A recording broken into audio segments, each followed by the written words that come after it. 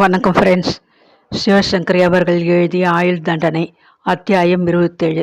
ராத்திரி முழுவதும் தூங்காமல் அவஸ்தைப்பட்டுவிட்டு விடுகிற நேரத்தில் நேசாய் கண்களை மூடின பரத் யாரோ உலுக்கி எழுப்பின மாதிரி விழித்து கொண்டான். அடி வயிற்றில் சொரேர் என்றது. இன்றைக்கு சந்தியாவின் பிறந்த நாள். முதல் வருஷத்தை தான் சரியாக கொண்டாடவில்லை. இந்த முறையாவது சிறப்பாக கொண்டாட வேண்டும் என்று மனசுக்குள் 1000 திட்டமிட்டு ஏங்கிய நாள். நம்ம சந்தியாவோட பர்த்டே அன்னைக்கு உங்கள் சிநேகிதர் குழந்தைகள் அத்தனை பேரையும் கூப்பிட்டு வீட்டிலே பார்ட்டி அது இதுன்னு தடபுடல் பண்ணிடணும் பரத். தோட்டத்திலே ஒரு ரங்கராட்டினம் வாடகைக்கு போட்டுடலாம். குழந்தைகள் ஆசை தீர சுத்தட்டும். அப்புறம் இன்னைக்கு ஷியாம் வீட்டிலே பார்த்த மாதிரி ஒரு செப்படி வித்தைக்காரரை கூப்பிட்டு 1/2 மணி வித்தை காட்ட சொல்லணும். குழந்தைகள் ரொம்ப ரசிப்பா. ஒவ்வொரு குழந்தைக்கும் ஏதாவது நல்ல பரிசு வாங்கி தரணும். அப்புறம் ஹேய் ஹோல்டான், இன்னும் 4 மாதம் இருக்கிற பர்த்டேவுக்கு இப்போ பிளான் பண்ணால் என்ன அர்த்தம்? அன்று நாள் ஷாமின் குழந்தைக்கு பிறந்த நாள் என்று போய்விட்டு திரும்பும்போது காரில் சந்தியாவை மடியில் அமர்த்தி கொண்டு கண்கள் பிரகாசமாய் ஜொலிக்க ஜொலிக்க மோகனா பேசிய பேச்சுக்கள், பேசிய வார்த்தைகள் எத்தனை, போட்ட திட்டங்கள் எத்தனை. ரங்கராட்டினம் என்ன, சேப்பிடி வித்தைக்காரன் என்ன, அப்படி ஜோடித்து பேசிய குழந்தைக்கு இன்றைக்கு பிறந்த நாள் என்பதாவது அவளுக்கு நினைவிருக்குமா? எங்கே இருக்கிறார்கள் அவர்கள்? 2 மாசமாய் கண்ணில் விளக்கனை விட்டு கொண்டு தேடுபவர்களின் பிடியில் அகப்படாமல் எங்கே ஒளிந்திருக்கிறார்கள்? உயிரோடு இருக்கிறார்களா? இல்லை. பரத்தின் உடம்பு லேசாய் நடுங்கியது. போர்வையை உதறி தள்ளிவிட்டு பால்கனிக்கு போனான். வானத்தில் சூரியன் இன்னும் விளக்கு போடவில்லை. அரைக்குறை இருட்டு. காற்றில் கலந்திருக்கும் பனிச்சாரல். குட்டை சுவரில் முழங்கைகளை ஊன்றிக்கொண்டான். என் குழந்தை எங்கே? என் சந்தியா எங்கே?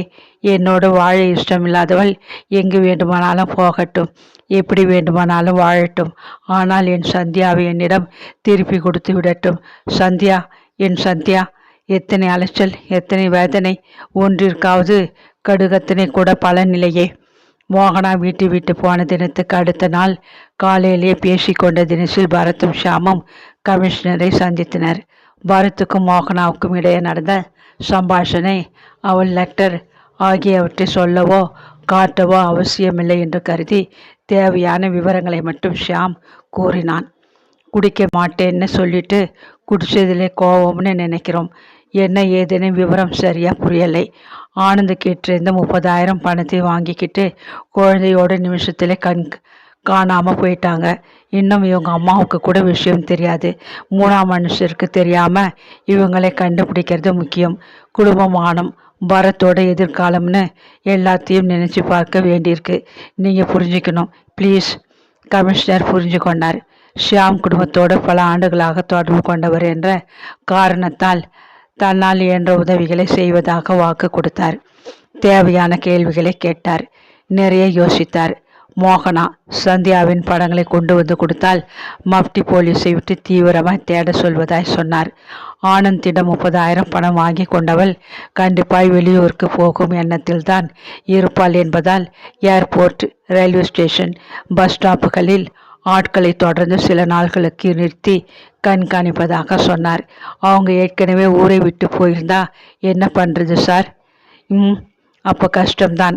அவங்களோட உறவுக்காரவங்க சிநேகிதங்களை நீங்கள் காண்டாக்ட் பண்ணி சந்தேகம் வராதபடி விசாரித்து பாருங்களேன்.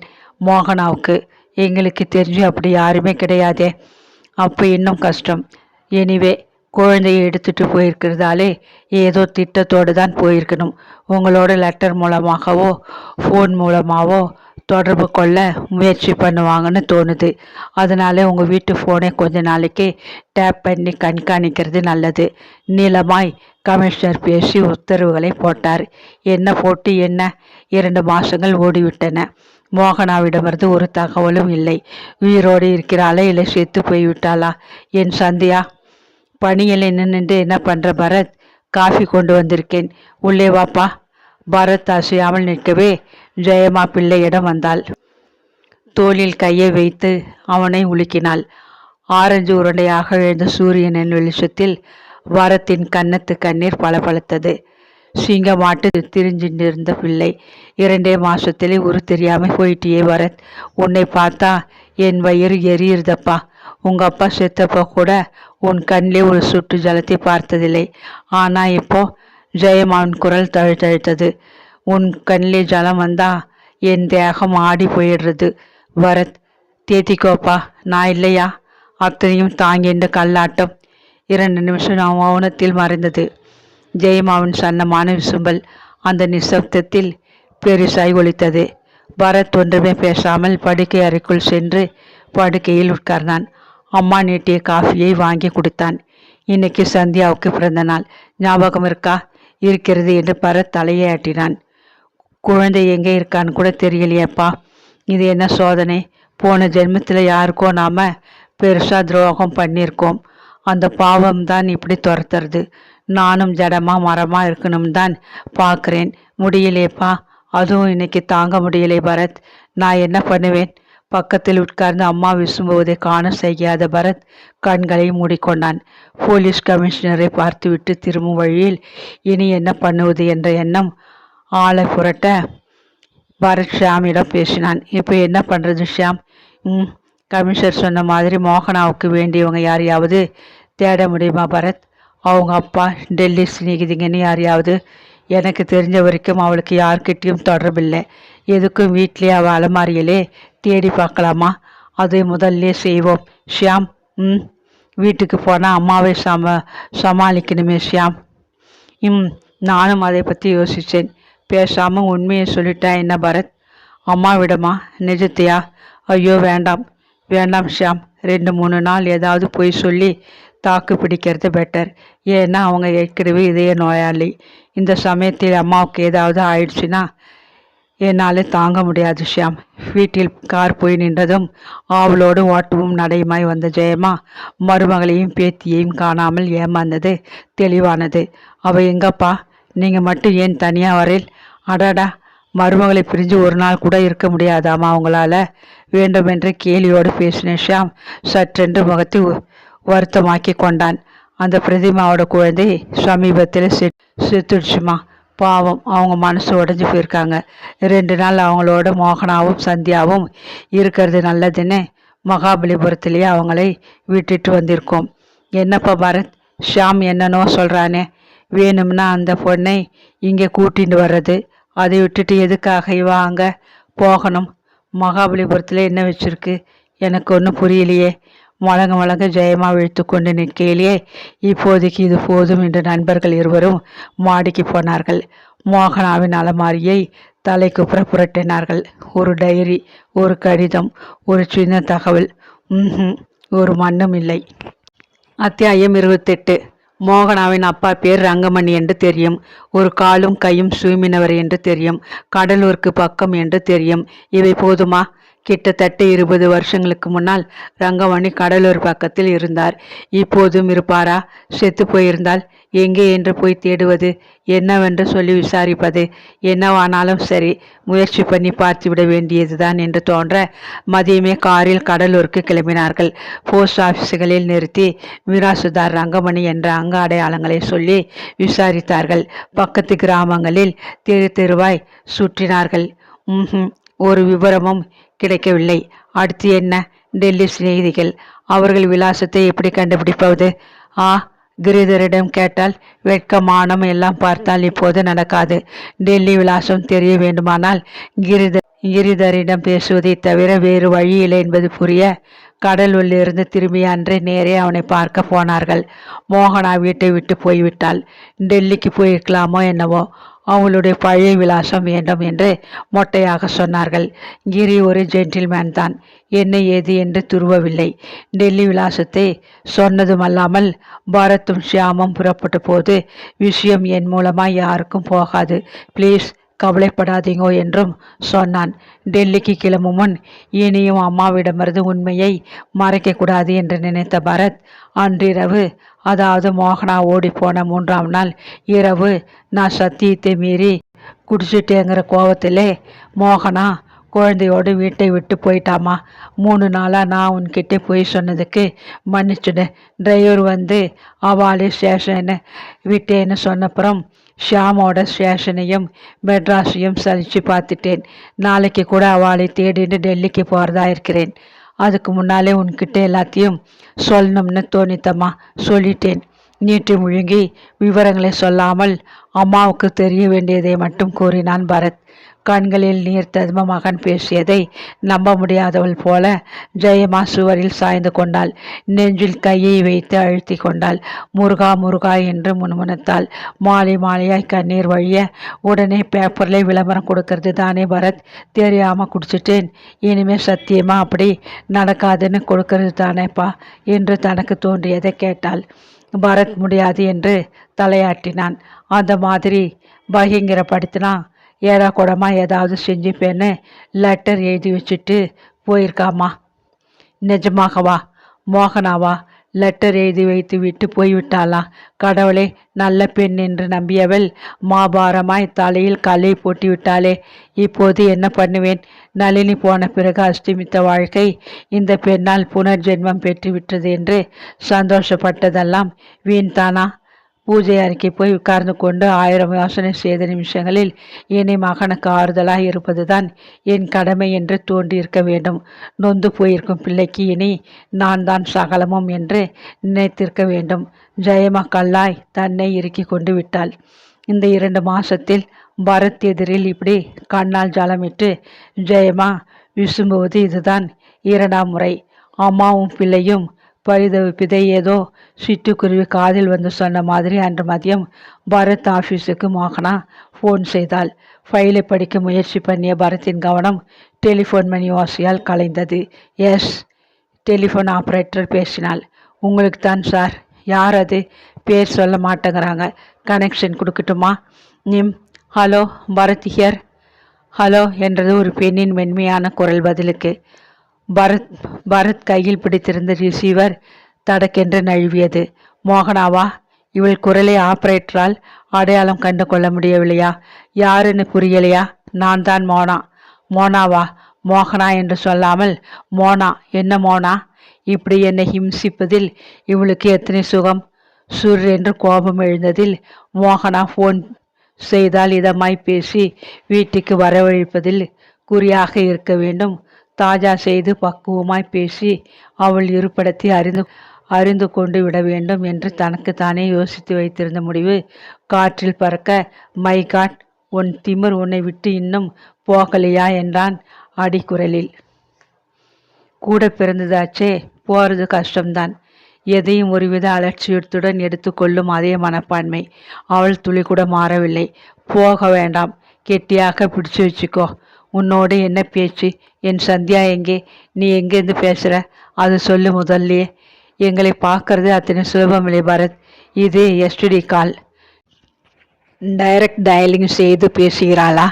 அப்படி என்றால் எந்த ஊரிலிருந்து? உன்னோடு என்ன பேச்சுன்னு நீங்கள் சொன்ன புறமும் நான் பேசிட்டு இருக்கிறது சரியில்லை. நான் இன்னைக்கு ஃபோன் பண்ணதுக்கு முக்கிய காரணம் சந்தியா பிறந்த நாளே நாங்கள் மறக்கலைன்னு சொல்கிறதுக்கு தான். நாங்கன்னா யாரு? சாரி பரத், சொல்கிறதுக்கு இல்லை. பரத்துள் வக்ரம் தலை விரித்து ஆடியது. 2 மாதத்துக்குள்ளே ஒரு ஆளை பிடிச்சிட்டியா? Not bad. என்னோடு இருந்தால் நான் ஒருத்தன்தான், இப்போ 1000 பேர், ரைட்? பரத் பேசின பேச்சுக்களை ஜீரணம் பண்ணுகிற தினசில் மோகனா 6 நிமிஷம் மௌனமாய் இருந்தாள். பிறகு நிதானமாய் பேசினாள். நான் தப்பு பண்ணிட்டேன் பரத். இந்த 2 மாதத்துலேயே நீங்கள் மாறி இருப்பீள்னு நான் தப்பு கணக்கு போட்டுட்டேன். கஷ்டப்பட்டு இந்த ஃபோன் பண்ணினது ஆப்ரேட்டருக்கு என் குரல் தெரியக்கூடாதுன்னு பிரயத்தனப்பட்டு குரலை மாற்றி பேசுனது எல்லாம் வேஸ்ட்டு. நீங்கள் மாறவே இல்லை, அதனாலே நானும் மாற போகிறதில்லை. Bye bye. அடுத்த கணம் டெலிஃபோன் தொடர்பு விட்டு போய் செத்து போனது. கண்களை விரித்து மோகனா தன்னோடு பேசியதை நம்ப முடியாத தினசில் வீழ்த்த பரத்துக்கு திடீரென்று கோபமாய் வந்தது. நல்ல சந்தர்ப்பத்தை நழுவி விட்டுட்டேனே, நான் ஒரு முட்டாள். இதமாக அன்பாக பேசி வீட்டுக்கு அவளையும் குழந்தையையும் வரவழைக்கும் வழியை பார்க்காமல் எதற்காக இதுக்காக பேசினேன்? எங்கிருந்து பேசுகிறாள், என்ன நம்பர் என்ற விவரங்களையாவது தெரிந்து கொண்டிருந்தால் அவள் இங்கு வராவிட்டாலும் குழந்தையையாவது எடுத்து கொண்டு வந்திருக்கலாமே. நான் ஒரு மடையன், மகா மடையன். ஒரு நிமிஷம் கூட என் கோபதாபங்களை மூட்டை கட்டி வைக்க முடியாதா? அதென்ன அவ்வளோ ரோஷம்? மோகனா மூலம் உண்டான காயம் இன்னும் ரணகலமாகவே இருப்பதால் தான் இப்படி அவசரப்பட்டு பேசிவிட்டேனோ. மேற்கொண்டு ஆஃபீஸில் உட்கார பரத்துக்கு விருப்பமில்லை. ரமணன் அறையில் யாரும் இல்லை என்பதை தெரிந்து கொண்டு அவரை பார்க்க போனான். Come in Bharat, sit down. நாட்காலியில் அமர்ந்த பரத்தின் முகம் நன்றாக இல்லாததை ரமணனால் தெரிந்து கொள்ள முடிந்தது. ஜுரம் வர மாதிரி இருக்கு சார், வீட்டுக்கு போகலாமான்னு பார்க்குறேன். ரமணின் கண்களை கவலை லேசாக இடுங்க வைத்தது. மோகனா ஊருக்கு போனதிலிருந்து நீ தெம்பாவே இல்லைன்னு எனக்கு தோன்றது. அவளை பிரிஞ்சு இருக்கிறது அத்தனை கஷ்டமாக இருந்தா வர சொல்லி ஃபோன் பண்ணிட வேண்டியது தானே பரத். ஏன் வீணா அவஸ்தைப்படுற? ஓகே, நீ போய் ரெஸ்ட்டு எடுத்துக்கோ. ஒரு தகப்பனின் அன்புடன் ரமணன் பேசியதற்கு தலையை ஆட்டிக்கொண்டே எழுந்து வெளியில் வந்து காரில் ஏறியவன் டிரைவரிடம் ஷியாம் சார் ஆஃபீஸுக்கு போ என்று சொல்லிவிட்டு சீட்டில் சாய்ந்து கொண்டான். மோகனா ஓடி போன 3ஆம் நாள் அம்மாவிடம் உண்மையை போட்டு உடைத்த பிறகு தான் டெல்லிக்கு போனது. கிரிதர் கொடுத்த கனாட் பிளேஸ் விலாசத்தை தேடி கண்டுபிடித்தது. Milk and sugar cookery class என்ற போர்டு அங்கு தொங்கினது. கதவை தட்டினதும் தலை நரைத்த 2 பெண்மணிகள் ஹிந்தியில் கூன் ஹை என்றது. அப்புறம் அந்த விலாசத்தில் பிரதிமா ஷர்மிளா என்று யாருமில்லை என்று சொன்னதும் எதுவும் புரிப்படாமல் சென்னைக்கு வந்தது. அன்றிரவு அம்மா ஷியாமோடன் ரொம்ப நேரத்துக்கு கலந்து ஆலோசித்து எல்லாம் சினிமா காட்சிகளாய் கண்முன் விரிந்தன. விளையாட்டு போல ஒரு வாரம் ஆயிடுத்து. எங்கே இருக்கா, என்ன பண்ணுறான்னு ஒரு விவரமும் தெரியலை. சுற்றி இருக்கிறவா மோகனா எங்கே, சந்தியா எங்கேன்னு கேட்க ஆரம்பிச்சிட்டா. இனிமேயும் எதையாவது அசட்டுத்தனமாக சொல்லி சமாளிக்க முடியாது. எல்லோரும் நம்புற தினசிலே ஒரு காரணத்தை சொல்லணும். என் மானம் கப்பல் ஏறாமல் இருக்கணும்னா உடனடியாக நல்லா யோசனை பண்ணி எதையாவது சொல்லி ஆகணும். பேசி முடிப்பதற்குள் பரத்தின் குரல் செமி போனதும் உணர்ச்சி வசப்பட்டு விடக்கூடாது என்று உதட்டை அவன் அழுந்த கடித்து கொள்வதும் மற்ற இருவருக்கும் புரிந்தது. தெளிவாக யோசனை பண்ணி ஒரு வழியை சொன்னது ஷியாம்தான். சிங்கப்பூர்லேருந்து ஃபோன் வந்தது. நளினியோட அம்மா அப்பா குழந்தைய பார்க்கணும்னு ஆசைப்பட்டாங்க.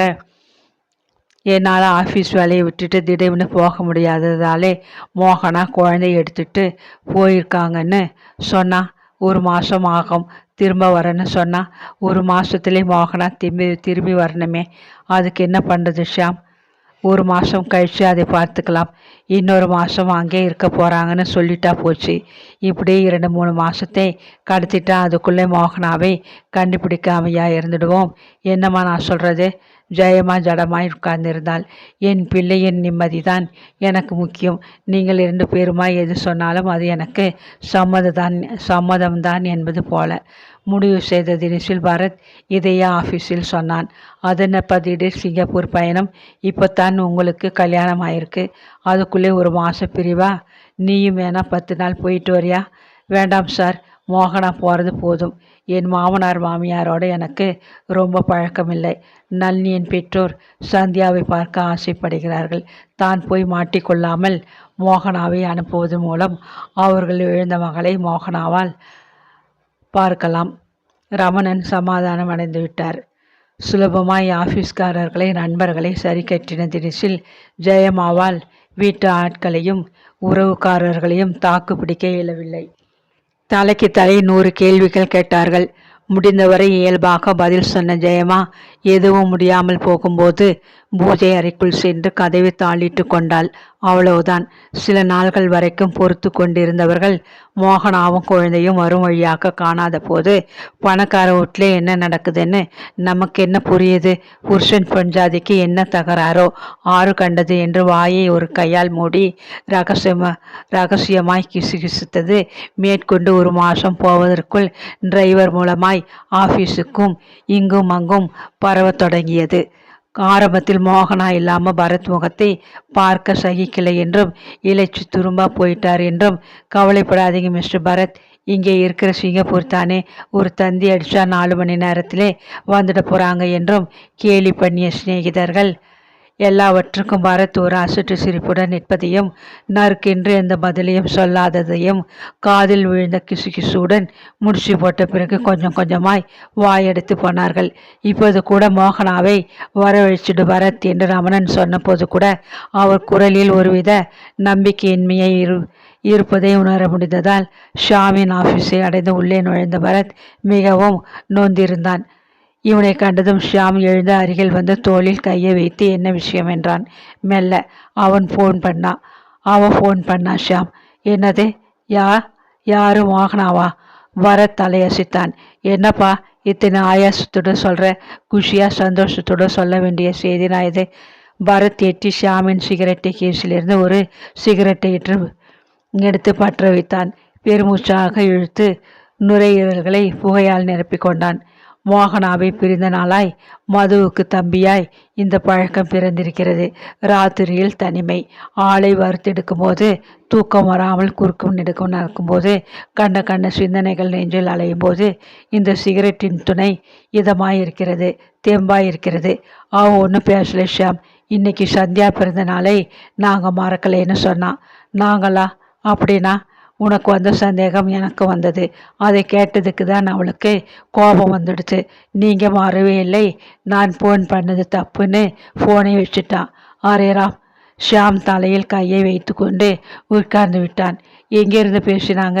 தெரியாது. எஸ்டிடி காலுன்னு சொன்னான். எஸ்டிடியா? அப்போ டெல்லி, பாம்பே, கல்கத்தா, பெங்களூர்னு எத்தனையோ ஊர் இருக்கே பரத். தெரியும் என்பது போல தலையாட்டின பரத். எனக்கு ஒரு ட்ரிங்க் வேணும் இப்போ என்றான் சின்ன குரலில். மதுவா? இந்த மத்தியான நேரத்திலா என்று ஷியாம் கண்களை விரிக்கவில்லை, கேள்விகளை கேட்கவில்லை. நண்பனின் வேதனை புரிந்த தினசில் செக்ரட்டரியிடம் சொல்லிவிட்டு பரத்தோடு வீட்டுக்கு போனான். 2 பெக்கு உள்ளே போன பிறகு பரத் புலம்ப தொடங்கினான். இனிமே இந்த நடத்தை கெட்டவளை நினச்சி நான் கலங்கி தவிக்க போகிறதில்லை, ஏங்க போகிறதில்லை. நடக்கிறது நடக்கட்டும். என் நளினி போனதையே நான் தாங்கிக்கலையா? இப்போ அது முடியாதா? இனிமே வேதனையே பட போகிறதில்லை. நான் முடிவு பண்ணிட்டேன். கல்லா இறுகி போகிறது தான் இனிமே எனக்கு நல்லது. எங்கள் அம்மாவே தண்ணி தீர்த்தின்றப்புறம் இவ எக்கட கேட்டால் எனக்கு என்ன? என் குழந்தை, என் சந்தியா. அவளை மட்டும் நல்லபடியாக என்கிட்டே கடவுள் கொண்டு சேர்த்தாட்டார்னா போதும். அதுக்காகத்தான் வேண்டிக்கிறேன். அந்த கேடு கெட்டவை எவனோடு வேணுமனாலும் போகட்டும், எப்படி வேணுமனாலும் வாழட்டும், எனக்கு கவலை இல்லை. மோகனாவின் பால் பொங்கி எழுந்த ஆத்திரம் மனசை கசந்து போக வைத்ததால் அவளை நினைத்த மாத்திரத்தில் பரத் வெகுண்டெழத் தொடங்கினான். மோகனாவை வெறுத்தான். அவளை பற்றின பேச்சை வெறுத்தான். அவள் நினைப்பை கூட வெறுத்தான். அதனால் அடுத்து வந்த வருஷங்களில் அத்தி பூத்த மாதிரி மோகனா ஃபோன் மூலம் தொடர்பு கொண்ட சமயங்கள் இருவருக்கும் கீரியும் பாம்புமாய் சம்பாஷணைகள் அமைய உதவினவை தவிர உருப்படியாய் எந்த காரியத்தையும் சாதிக்கவே இல்லை.